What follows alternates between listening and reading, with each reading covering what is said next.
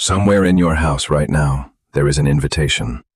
It has a date on it, a time, a little box. The box says yes or no. You already know what you're going to do. You knew the second you opened it. But you are not going to do that yet. First, there is a process. The process begins with silence. You will look at the invitation. You will set it down. You will not reply. This is not procrastination. This is due diligence. A commitment of this magnitude cannot simply be accepted in the moment. It must be considered. 3 days pass. During these 3 days, you think about the event constantly. You think about who else might be going. You think about whether you have anything to wear. You think about whether Saturday you will still like Tuesday you's decisions. Saturday you is a stranger. Saturday you might be tired. Saturday you has never once been consulted on any of this. You open your calendar. It is empty. This does not matter. An empty calendar is not permission. An empty calendar is simply a canvas onto which future regret has not yet been painted. You type, yes. You delete it. You type, maybe. There is no maybe box. There was never a maybe box. There is a yes box and a no box, and you are standing between them, holding a pen, achieving nothing. Eventually you check yes. You hit send. Something inside you goes quiet. Not peace. Something closer to a debt being logged. This is the moment the promise is made. It is also, statistically, the moment the promise begins to die.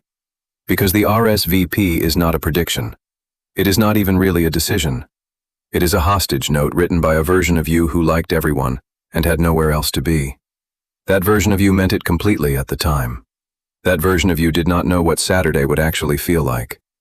Weeks pass. The event approaches on the calendar like weather.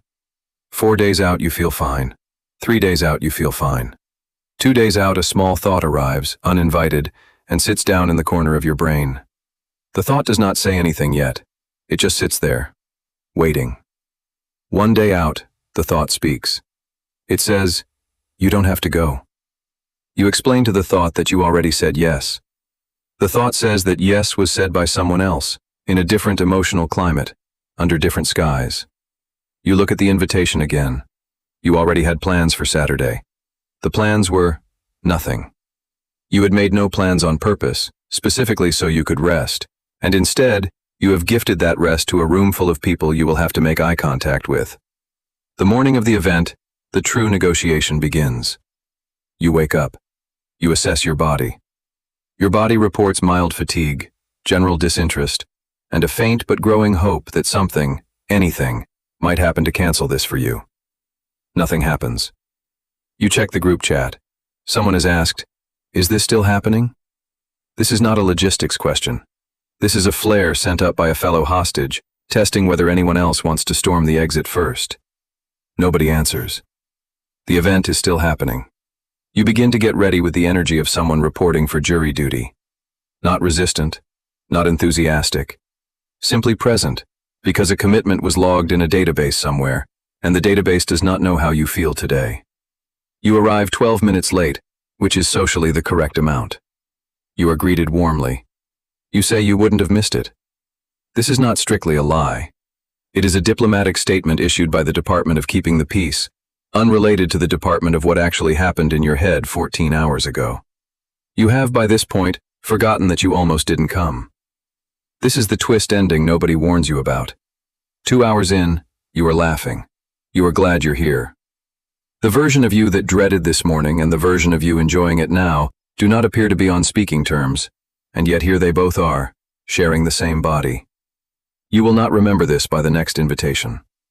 Next time, there will be another envelope, another box, another 3 days of silence, another version of you signing a promise that a different version of you will immediately regret, and a third version will ultimately be glad someone made.